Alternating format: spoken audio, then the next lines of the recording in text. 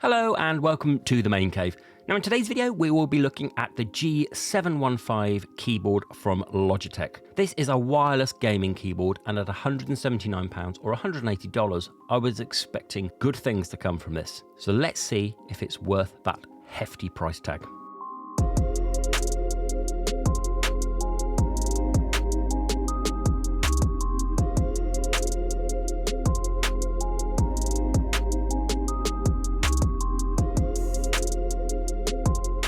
So for the past few weeks I've been using it for gaming mainly and a bit of general typing just to test out whether I keep it or send it back for something else. But spoiler alert, it is fantastic, but with a couple of glaring omissions.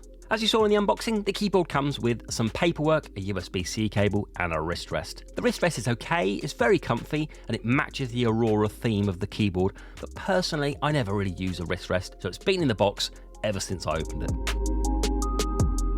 So to start with, when you get the keyboard out, the feel of quality really is there. It's 980 grams heavy, which gives it that premium feel. And in terms of looks, it appears to take inspiration from the retro style keyboards of years gone by. And that looks great next to my mouse. There are no sharp edges here, just smooth roundness wherever possible. So this particular model is the white one. It's wireless with the linear keys. You can customize the colors to a certain extent and a certain expense. The top plate comes off and can be swapped for a different one at around £17 each for either green or pink. And you can change the keycaps for green or pink, but for me, I'm just going to be leaving it plain white. You can connect the keyboard in two different ways, via the Logitech branded Lightspeed USB dongle or via Bluetooth.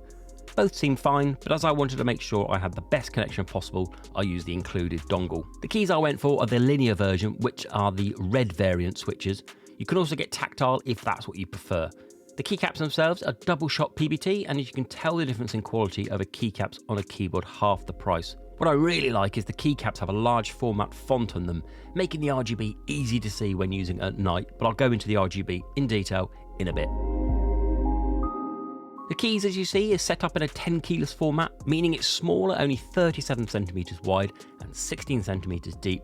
And what I really like about the keys are they feel and look spaced out, but in fact packed in quite tight in a nice form factor. The decision here has been made not to go 75 or 60%, and being someone who uses the arrow keys quite a bit, I really appreciate this. I also have a 75% keyboard, which this has replaced, and I find it a much better experience, but this really is a personal preference.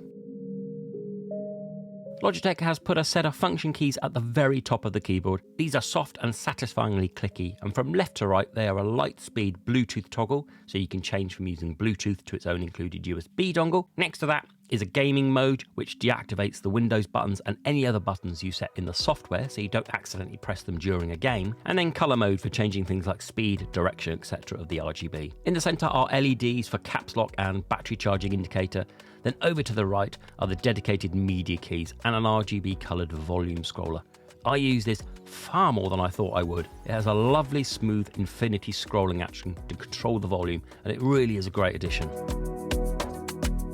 The first row of proper keys are F1 through F12 and can be assigned to whatever you like in the Logitech Hub software. Below are your usual key layout, and to the right is a separate section for the arrows and the keys that you'd expect on most keyboards. As I said, I went for the linear, and for those of you that want to hear what this sounds like, here's a really quick sound test for you.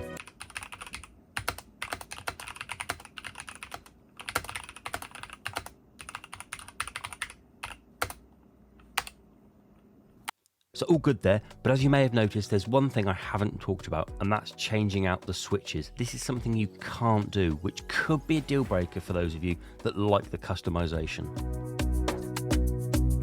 On the rear of the keyboard is an on-off switch, and on the other side is a USB-C port for charging. And although it comes with a cable, I use my coiled cable and it works just fine. It charges up quickly and you're likely to get 25 hours of use out of a full charge, and this is with RGB on the whole time at max brightness. Lower this or turn it off and expect even longer. Underneath the keyboard can be found a place for your Lightspeed USB dongle and two adjustable feet, which can be set in two different positions with the rubber pads to help it stick to your desk, and a further 3 rubber feet at the front and 3 at the back, which are only used when the feet are not being used. All in all, this keyboard sticks to the desk very well, and with the weight, as I mentioned earlier, helps for an extremely stable experience. Spanning most of the way around the outer edge of the underside of the keyboard is an RGB strip.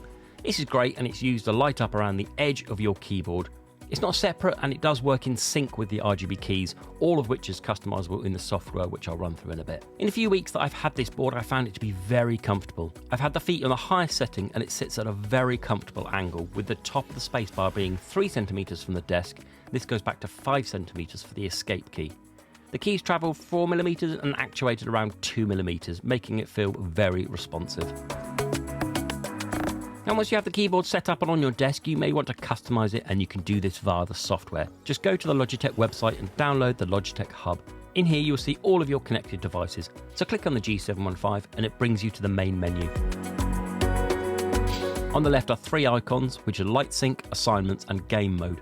Now, starting with Light Sync, you can change the colour behaviour of all the RGBs on your keyboard.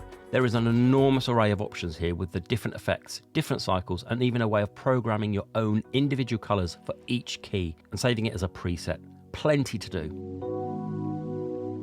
Next down is Assignment. Here is where you get to change your keybinds. You can have the choice of changing commands, keys, actions, macros, and system applications. For example, here I will add Sleep PC, and all you do is drag it to your key of choice.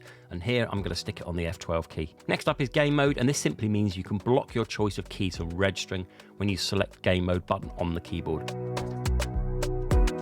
And finally, pressing the cog in the top right brings up the settings menu. You can check firmware, battery level, different stats, and change inactivity lighting.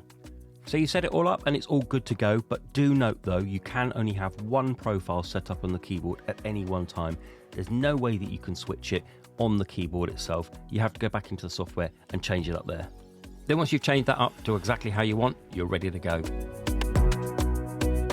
That's all of it then, and for your £179 you do get a fair chunk of quality. Plenty of features, it's comfy, good battery, a solid connection, good software, but it is missing the ability to swap the keys, and it only has one profile. Plus, it is pretty expensive. So let me know your thoughts on that. Have you got this keyboard? Do you think it's too expensive to even consider? Please do let me know in the comments below. Remember to like and subscribe, while I have more Logitech product reviews in the future. Till then, bye bye.